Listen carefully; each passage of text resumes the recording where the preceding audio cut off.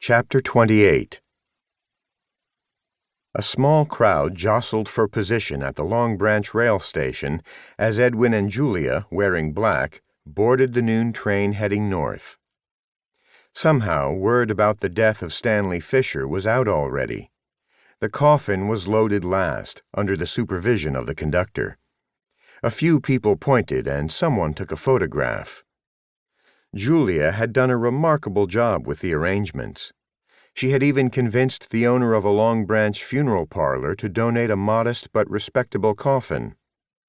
Thus, the body of Stanley Fisher would travel the dozen or so miles back to his hometown of Matawan with dignity.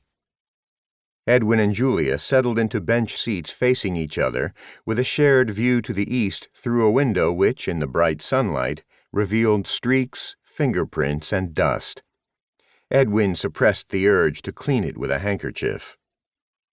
The engineer came back to speak to Edwin, saying that this was the same train that had brought Stanley Fisher to Long Branch the previous day, and he'd been on duty when the gravely injured young man was transported.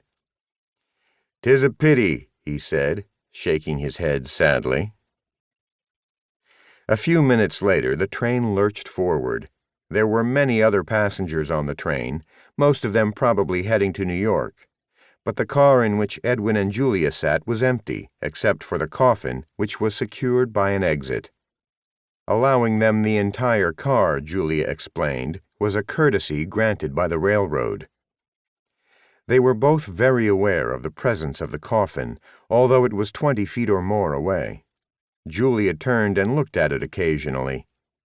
Mostly she and Edwin stared out the window, welcoming the distraction provided by the constantly changing view. Then Edwin had a jarring memory of the funeral procession for his wife and other children many years before.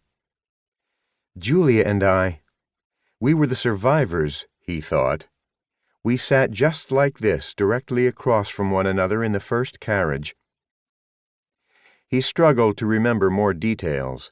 Julia, not yet 2, had been held in the sturdy arms of a distant relative, but it was the same scenario.